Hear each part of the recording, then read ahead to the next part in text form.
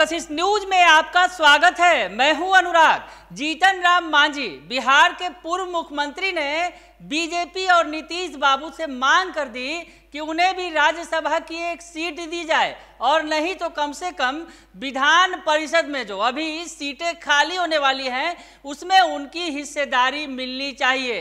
जीतन राम मांझी ने ये मांग रख दी तो सीएम नीतीश कुमार का भी इस मसले पर, इस सवाल पर, इस मांग पर जवाब आ गया है। क्या कुछ कह रहे हैं सीएम नीतीश कुमार, ये पहले आपको दिखाते हैं। सर एमएलसी सीट की भी सर बात हो रही है, उसमें भी सर ऐसे चेहरे दिखेंगे सर। मांझी जी भी एक राज्यसभा सीट की मांग कर रहे हैं। मांझी जी भी एक राज्यसभा सीट की मांग कर रहे हैं।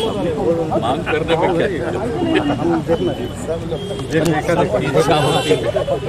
क्या तो देखा आपने सीएम नीतीश कुमार का रिएक्शन। एक बार फिर से देखिए कि सीएम नीतीश कुमार का क्या रिएक्शन है इस सवाल पर जब उनसे पूछा गया कि जीतन राम मांझी राज्यसभा में एक सीट की मांग कर रहे हैं, नहीं तो विधान परिषद के जो 7 सीट खाली होने वाले हैं उसमें वो हिस्सेदारी की मांग कर रहे हैं। तो ऐसे में सीएम नीतीश कुमार का क्या रिएक्शन था, देखिए आप। सर एमएलसी सीट की भी सर बात हो रही है, उसमें भी सर ऐसे चेहरे दिखेंगे सर। मांझी जी भी एक राज्यसभा सीट की मांग कर रहे हैं। मांझी जी भी एक राज्यसभा सीट की मांग कर रहे हैं। मांग करने में क्या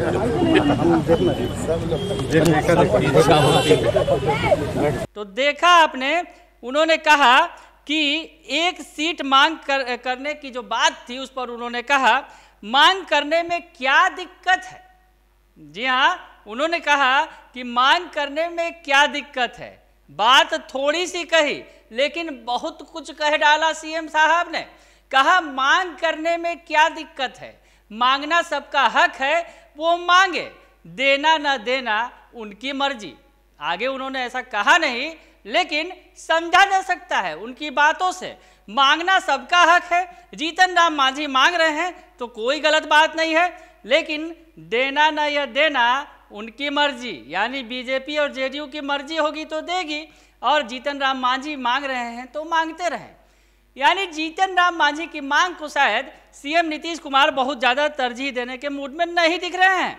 ऐसे आपको बताएं कि कल जीतन राम मांझी ने क्या मांग की थी, वो बयान भी आपको सुनवा देते हैं, सुन लीजिए आप। निश्चित रूप में हम चाहेंगे, बहुत पहले से ऐसी बात कर रहे हैं कि भाई हमको या तो विधान परिषद में या राज्यसभा में एक टिकट दिया जाए। जब चुनाव लड़ कर के जीत के आने की बात थी नगर निकाय वगैरह से, तो उस समय नहीं दिया गया। तो इस बार हम आशा करते हैं कि हम लोगों को एक सीट, चाहे एमएलसी वाला हो या राज्यसभा वाला हो, राज्यसभा में एक उपचुनाव भी होना है तो उसमें कहीं मिले, हम तो अपेक्षा करते हैं। 2 सीटें बीजेपी के खाते में जा सकती हैं और एक जेडीयू को, और एक उपचुनाव में भी जेडीयू को। तो इस तरह से जेडीयू के खाते में भी 2 सीटें। तो आप चाहेंगे बीजेपी छोड़े या जेडीयू छोड़े, किससे आप कुछ बातचीत हुई है इस मामले में? इस संबंध में हम एनडीए के नेताओं से बात नहीं किया है और नहीं कोई बात इस पर करते हैं।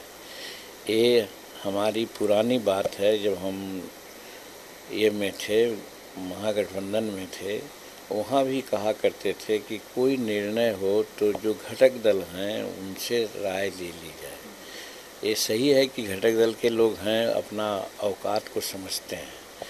जो निर्णय मेजर दल के लोग होगा वही करेगा, लेकिन सहभागिता होनी चाहिए, हामी होनी चाहिए। आज एनडीए में भी कमोबेश यही स्थिति आई है कि हमारे एनडीए के नेतागण जो प्रमुख हैं भाजपा और जदयू अपने मन से कर लेते हैं और किसी को नहीं, किसी को मतलब सिर्फ एक हम हिंदुस्तानी अवाम मोर्चा सेकुलर हैं, क्योंकि वीआईपी को तो लोग अपना जैसा था अपना कर ही दिए। हमारी पार्टी है, सिर्फ हमसे कभी ये राय नहीं ली गई है, लेकिन मान न मान हम तेरा मेहमान करके हम लोगों ने आपका मीडिया के माध्यम से भी और पर्सनली नीतीश कुमार से भी मिल करके हमने जाहिर अपना कर दिया इच्छा कि भाई राज्यसभा या विधान परिषद एक सीट हमको आप दीजिए, हम आपसे आशा रखते हैं। तो सुन लिया आपने कि जीतन राम मांझी जो मांगते ही रहे हैं सरकार से, हर बार कुछ न कुछ ऐसी मांग खड़ी कर देते हैं जिससे सरकार की थोड़ी मुश्किल जरूर हो जाती है, लेकिन आपको बताया कि जब विधानसभा चुनाव के बाद जब विधान परिषद के चुनाव हुए थे तो उस वक्त भी जीतन राम मांझी ने मुकेश सहनी के साथ मिलकर हिस्सेदारी मांगी थी, लेकिन मिली नहीं। और इस बार भी वो हिस्सेदारी मांग रहे हैं, मिलेगी कि नहीं ये तो बड़ा सस्पेंस है फिलहाल, क्योंकि नीतीश बाबू जो कह रहे हैं उन बातों का अगर निहितार्थ समझे तो मांगने में क्या हर्ज है। बने रहिए कशिश न्यूज के साथ, तमाम खबरों से आपको अपडेट रखेंगे। फिलहाल के लिए इतना ही, धन्यवाद।